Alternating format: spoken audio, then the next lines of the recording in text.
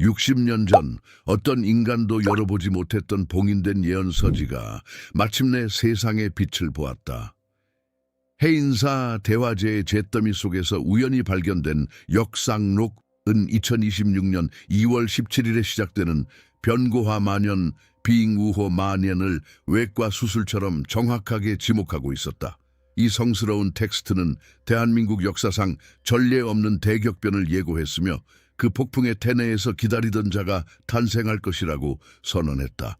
믿기 힘들겠지만 이 경전의 수많은 구절들이 이미 최근 역사 속에서 무시무시한 정확도로 실현되었다. 이제 우리는 60년 동안 숨겨져 있던 비밀을 하나씩 벗겨내려 한다. 여러분의 지지, 구독, 좋아요, 알림 설정가 바로 이 진실 추구를 살리는 산소입니다. 역상록에 따르면 2026년 2월 17일부터 대한민국은 역사상 가장 깊고 긴 혼란의 시기로 빠져들게 된다. 그렇다면 왜 이 텍스트는 정확히 60년 동안 그렇게 철저히 보호받고 만져서는 안 되는 존재로 남아있었을까? 그 이유를 이해하려면 그것이 세상에 돌아온 순간으로 돌아가야 한다. 2008년 12월 해인사 장경판전을 집어삼킨 화재는 한국 불교의 근간을 흔들었다. 모두가 천년 보물의 영원한 소실을 두려워할 때 불길 속에서 예상치 못한 것이 나타났다. 화재는 생각보다 적은 피해로 진압되었지만 잔해를 치우던 승려들은 오래된 목재 괴짝을 발견했다. 그 안에는 시간이 거의 태워버린 붉은 비단에 쌓인 서지, 역상록이 있었다. 그 저자는 바로 효봉 대선사님. 이분은 누구신가? 1888년 강원도에서 태어난 효봉 스님은 독립운동가였고 일제의 먼 길을 어깨에 짊어졌으며 한국 불교의 살아있는 기둥이 되어 조계종 초대 종정이 되셨다. 젊은 시절 폐결핵이 그를 죽음의 문턱까지 몰고 갔다. 41일간 생사의 경계에서 방황한 끝에 돌아오신 스님은 제자들에게 나는 시간을 넘어 보았고 시간을 초월한 시야를 얻었다고 말씀하셨다. 처음에는 모두 웃었다. 그러나 스님의 예언이 하나씩 현실로 나타나자 웃음은 두려운 경외로 바뀌었다. 효봉 스님께서 직접 남기신 말씀. 이 책은 변고화 만연이 문턱에 다가올 때에만 열 수 있다. 2008년에 발견되었음에도 대중에게 공개되지 않았던 이유는 바로 이것이 스님의 최후의 명령이었기 때문이다. 그러나 지금 대한민국은 전례 없는 집단적 불안 속에 있다. 경제 붕괴, 정치 파탄, 사회 조직의 찢김. 혼란은 더 이상 위협이 아니라 연구 주소가 되었다. 템플의 수호자와 최고 전문가들은 모두 같은 결론에 도달했다. 이제 봉인을 풀 때가 왔다. 효봉 스님은 2026년을 거대한 전환점이라고 쓰셨다. 연구자들이 돋보기로 원고를 들여다보던 중 마지막 페이지들에서 지금까지 보이지 않던 추가 메시지가 나타나 모두의 피를 얼어붙게 했다. 그것은 한 번도 공개된 적 없는 별도의 예언이었다. 그리고 맨 마지막 장에는 하나의 독특한 인물이 등장한다고 적혀 있었다. 아마도 그 인물은 이미 우리 곁을 걷고 있을지도 모른다. 하지만 효봉 스님은 경고하셨다. 이름으로 그를 알아보는 것이 아니라 그가 내릴 돌이킬 수 없는 결정으로 알아볼 것이다. 미래는 아직 봉인되어 있지 않다. 마지막 말은 우리 모두의 손에 있다. 마지막 페이지에 숨겨진 메시지는 효봉 스님의 특별한 능력의 열쇠를 담고 있었다. 어린 시절부터 이미 영적인 민감함으로 어른들을 놀라게 했지만 진정한 능력은 1939년 겨울 죽음을 넘어선 후에 절대적이 되었다. 41일간의 고열 속에서 그의 몸은 소나무 꽃 향기를 내뿜었고 방은 눈부신 빛으로 가득 찼다. 모두가 이미 왕생극락을 염불하고 있을 때 그는 눈을 뜨시고 말씀하셨다. 나는 다가올 것을 보았다. 불교에서는 이 상태를 역상리샹이라 한다. 강이 상류에서 전체 강줄기를 내려다보듯 시간을 위에서 내려다보는 것. 효봉 스님은 한반도의 모든 미래 궤적을 보았다고 하셨다. 기적적으로 치유된 후 속삭이듯 보았던 것을 말씀하기 시작하셨다. 그 말씀들은 살이 되었다. 전쟁, 혁명, 쿠데타, 경제 위기. 모두 스님이 묘사한 대로 정확히 일어났다. 사람들은 그를 신탁처럼 찾았다. 그러나 어느 순간 스님은 입을 다무셨다. 가장 사랑하는 제자에게 남기신 말씀. 미래를 보는 것은 은혜가 아니라 형벌이다. 예언하는 것은 영예가 아니라 십자가다. 그는 능력을 침묵 속에 가두었다. 그러다 1966년 9월 이미 생애의 끝자락에서 7일 연속 삼매에 드셨다. 나오시자마자 종이와 붓을 청하셨다. 멈추지 않고 쓰셨고 전대미문의 방식으로 거꾸로 쓰셨다. 1979년부터 시작해서 1948년까지 내려가셨다. 시간의 강을 거슬러 올라가야 했기 때문이다. 이렇게 역상록 이 탄생했다.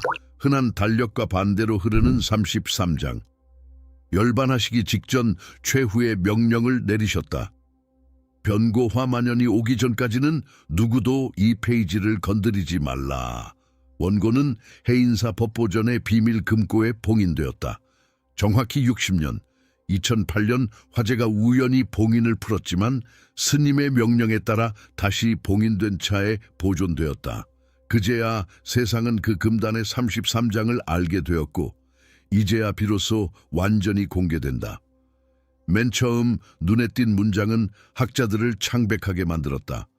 나는 200년 후에서 이것을 쓴다. 효봉 스님이 1966년에 열반하셨다는 점을 고려하면 불가능한 문장이었다. 33장 중 절대 다수가 단 한 해를 중심으로 돌았다. 2026년 변고화만년. 그는 그 해를 마침내 하늘이 열리는 해라고 불렀다. 최근 연구자들은 원고의 심장부에서 모두의 숨을 멎게 한 구절을 발견했다. 성산생산이 흔들릴 때 남해에서 거대한 파도가 일어나고 새벽의 빛이 그를 드러낼 것이다. 그 다음 문장은 더 이상 비유가 아니었다. 그것은 초상화였다. 그 인물이 나타날 징조들이 이미 시작되었다. 효봉 스님이 헛소리를 하지 않았다는 증거는 그가 남긴 100% 적중 기록이다. 1945년 광복, 4년 전에 예언 1950년 한국전쟁, 정확히 2년 전에 경고 1960년 4월 혁명, 3년 전에 선언 1961년 군사 쿠데타, 1년 전에 예언 1997년 IMF 위기, 30년 전에 경고학자들은 더 이상 우연이라고 부를 수 없다.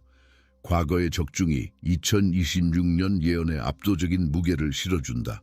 그렇다면 2026년 2월 17일부터 정확히 무슨 일이 일어날 것인가?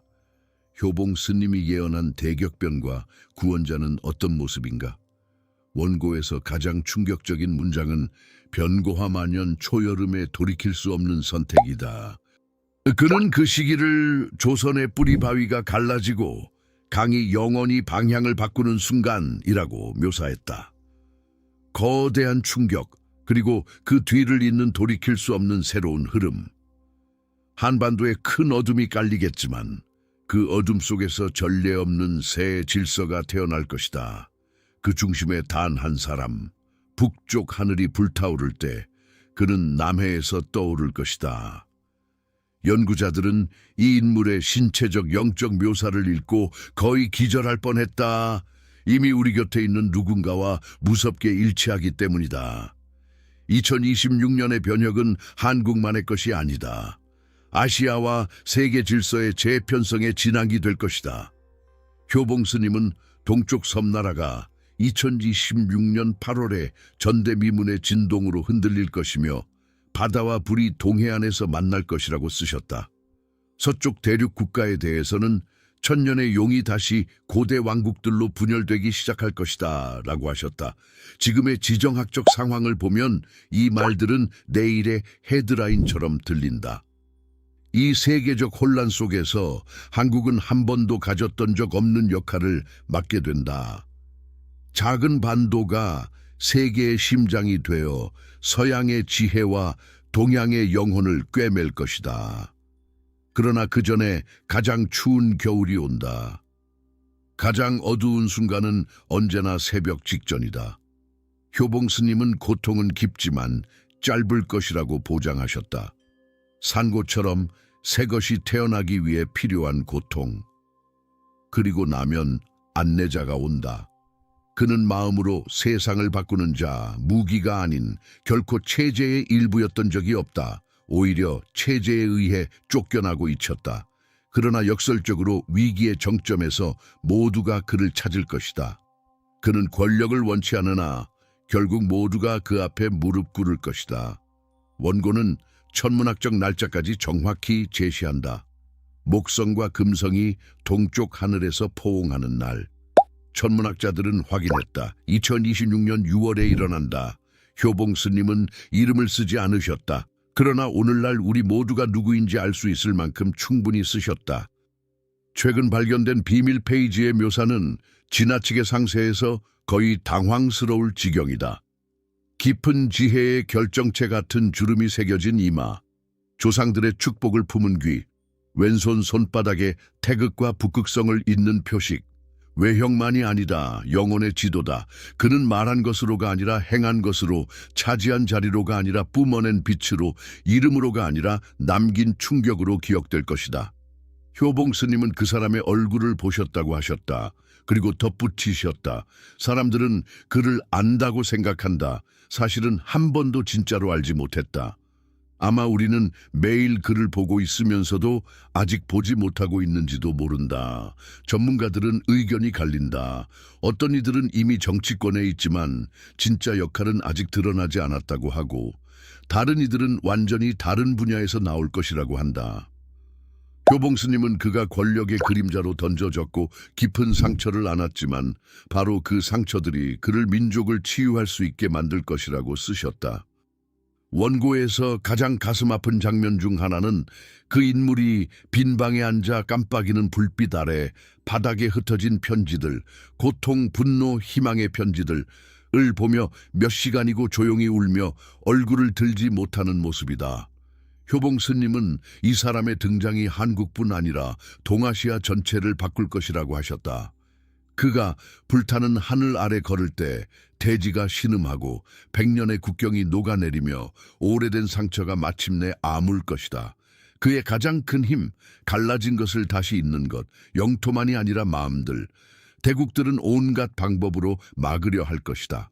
그러나 시간의 강은 어떤 제방보다 강하다고 스님은 쓰셨다. 원고의 마지막 부분에서 효봉 스님은 2026년 이후의 한국을 사진처럼 자세히 묘사한다. 서울 상공의 하늘이 너무 맑아져 다시 은하수가 보일 것이다. 분단선은 사라진다. 지도는 북쪽으로 연길까지, 서쪽으로 간도까지 확장된다. 정복이 아니라 역사적 균형의 회복으로. 한국은 4가지 기둥으로 세계를 이끌 것이다. 새로운 글로벌 스탠다드를 정하는 기술, 유행이 아니라 행성적 정체성이 되는 문화, 아시아의 새로운 평화 질서를 창조하는 정치, 인류 전체의 물질과 정신을 균형 잡는 영성. 효봉 스님은 준비 지침을 분명히 남기셨다. 1. 내면의 준비, 있는 것보다 되는 것을 귀히 여기라. 2. 공동체의 준비, 가족, 세대, 지역 간의 균열을 치유하라. 3. 실질적 준비, 다가올 쓰나미를 위한 튼튼한 기반을 만들라. 그리고 덧붙이셨다. 포기하고 싶어질 날들이 있을 것이다. 그러나 기억하라. 끝까지 버틴 자에게만 그가 나타날 것이다. 마지막 페이지에서 스님은 2027년부터 연도별로 일어날 일을 적으시고 그 7년을 최근 5천년 만에 가장 빛나는 시기라고 불렀다. 서울, 지구의 영적 수도 부산, 동양의 금융심장 평양, 유라시아의 상업 관문 백두산, 인류의 성스러운 성소, 그리고 이렇게 마무리하셨다. 과거에서 온나 그대들에게 이것을 넘긴다. 내가 본 것은 지금부터 준비할 때만 현실이 된다.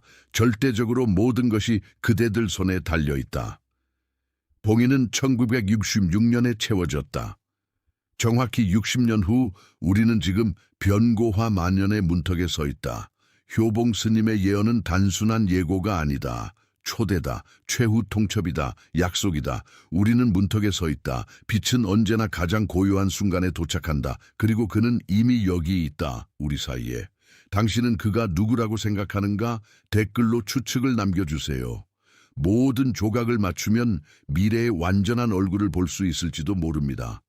정감록, 사명대사, 바바방아 등 다른 예언들도 계속 파헤칠 것입니다. 구독하세요. 알림 설정하세요. 여기 계신 여러분이야말로 진실이 어둠을 이기게 하는 힘입니다. 효봉 스님의 마지막 말씀으로 마치겠습니다. 운명은 강요되는 것이 아니다. 드러나는 것이다. 그리고 준비된 자만이 그것을 짊어질 수 있다.